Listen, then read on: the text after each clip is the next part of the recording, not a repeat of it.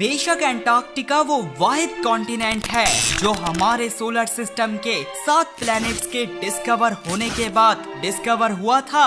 और जब यहाँ इंसानों ने पहली बार कदम रखा तो उन्होंने देखा कि ये सिर्फ और सिर्फ खाली बर्फ का रेगिस्तान है। लेकिन बाद में जब यहाँ से फॉसिल्स और अलग अलग सबूत मिले तो हमें मालूम हुआ कि एक वक्त में एंटार्क्टिका में इस दुनिया के सबसे अजीब और खौफनाक तरीन एनिमल्स रहा करते थे, जिनके बारे में जानेंगे हम इस वीडियो में।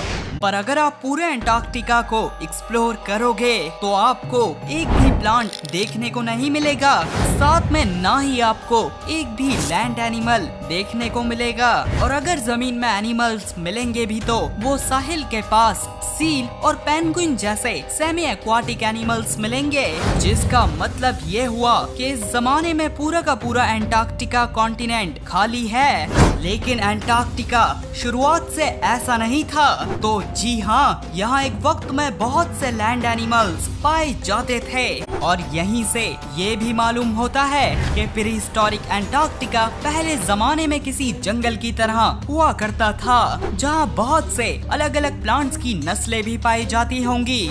लेकिन हाँ, जब एंटार्क्टिका आज से 34 मिलियन ईयर्स पहले जमना शुरू हुआ था तो यहाँ प्लांट्स भी खत्म होना शुरू हो गए और इसी के नतीजे में एंटार्क्टिका की जमीन में रहने वाले एनिमल्स भी खत्म हो गए थे।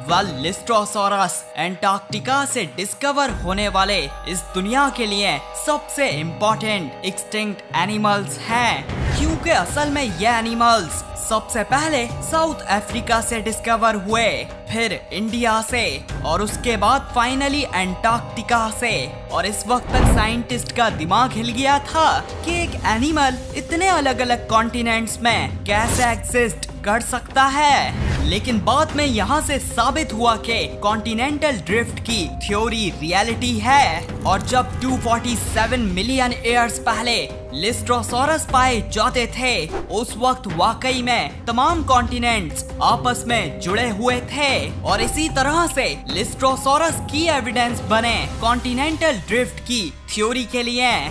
12 लिस्ट्रोसॉरस मैमल्स के एंसेस्टर्स के भी रिलेटिव्स थे और एवोल्यूशन के लिहाज से ये किसी भी मॉडर्न रेप्टाइल से ज्यादा मैमल से रिलेटेड हैं। साथ में इन्हें कामयाब लैंड एनिमल्स भी माना जाता है, क्योंकि इन एनिमल्स ने इस दुनिया की सबसे तबाहकुन पर्मियन एक्सटिंक्शन को भी सरवाइव कर लिया था।